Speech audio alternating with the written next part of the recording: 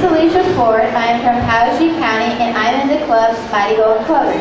And I'm going to be doing my presentation on dog agility.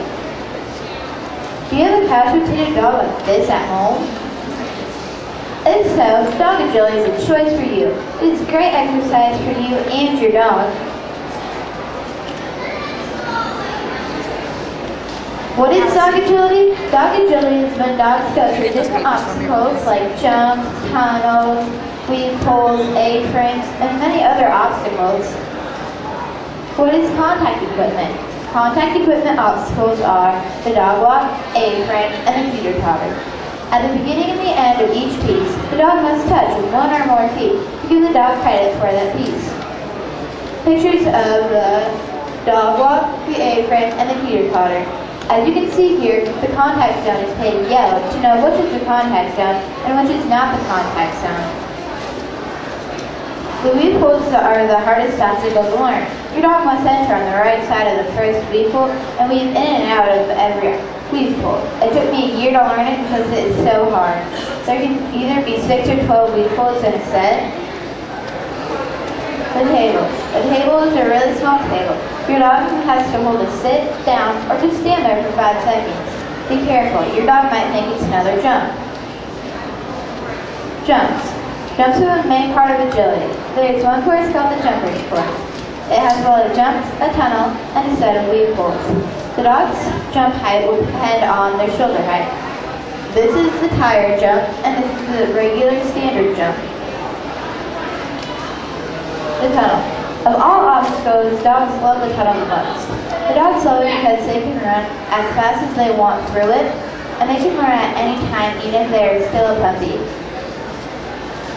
Which dogs can do dog agility? You and your dog need to have at least 1 year in obedience before you can start, because he needs to know when to sit, stay, and he needs to be able to listen to you and not get distracted, and he needs to know a lot of other obedience skills. And the dog has to be at least 1 year old, so his bones are all slowly growing, so you don't want him to jump and hurt himself. What should you have to train your dog? You should have plenty of fresh water, treats, and your dog's favorite toy. Training equipment can either be purchased or you can build your own. This is how you get your couch-rotated dog active and very happy. Have you tried dog agility? Okay, so for my works cited page, I have a book which is Dog Agility, the Beginner's Guide, and it's really handy to have any book of dog agility to look things up other than going on the internet and looking what you need on. If you don't want to get a dog agility book, you could also go to a dog agility class. And I'm going to show you what it looks like, what dog agility looks like in video. Okay, I'm not going to be using my dog since we have an older dog that can't jump or it'll hurt his hips. And we have a newborn puppy which doesn't know obedience yet. So I'm going to be using my neighbor's dog, and his name is Alex. And he is a sheltie. The first obstacle is a teeter totter. It's a moving obstacle, so you want to make sure you hold it.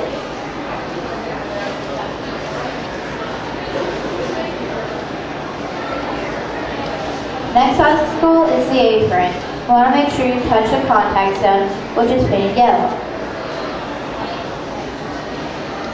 The next obstacle is the table.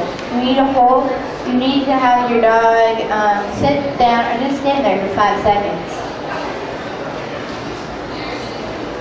This is the dog walk.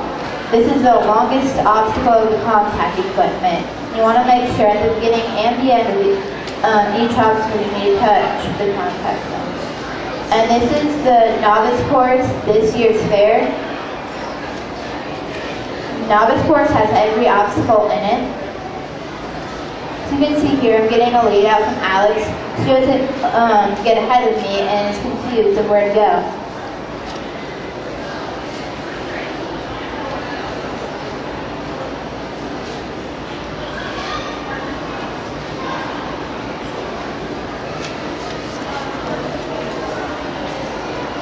You could hold the feeder totter in this fair, but if you're at a show, make sure you ask the judge before holding the feeder totter.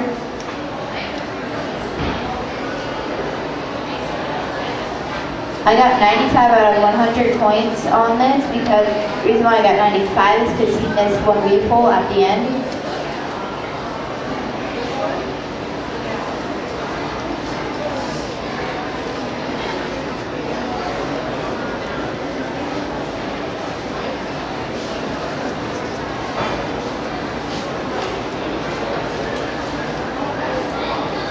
The next course is a jumper's course. It just has the jumps, a tunnel, and a set of weed pulls.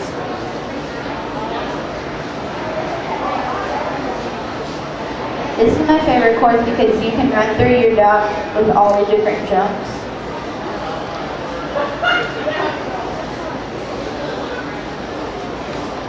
And I got 95 out of 100 points because he missed another weed pull.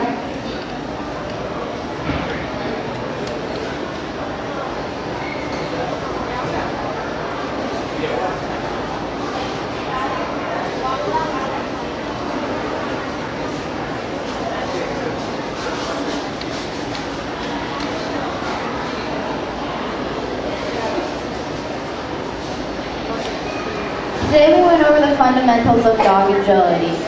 I hope you guys try dog agility and I hope you enjoyed my presentation.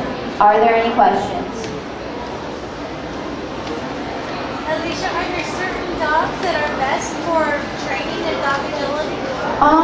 Well, she asked, is there certain dogs that are best for training dog agility? And there are some breeds that are smarter than others, but every breed of dog will work. You just have to check with your vet to make sure your dog is able to do it so he's not too old or he's not too young. Are there any more questions?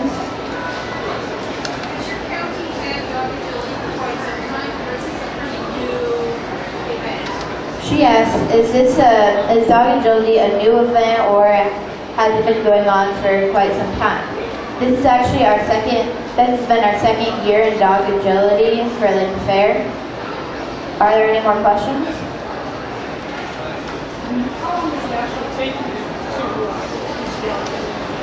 Well, it depends on what obstacle you're trying to learn, but for like every obstacle it depends.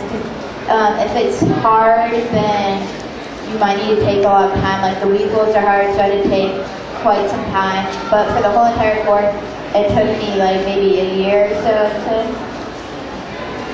Any other questions? How do you score the dog agility contest? She asked, how do you score the dog agility contest? Well, if you see the judge put their hand up like that, that means -5 points. And so every obstacle I think is worth 10 points. So say you skip an obstacle, that's -10 points. And then there's also, if there's a tie, then whoever got the fastest time would win. Are there any more questions? Thank you for listening to my presentation.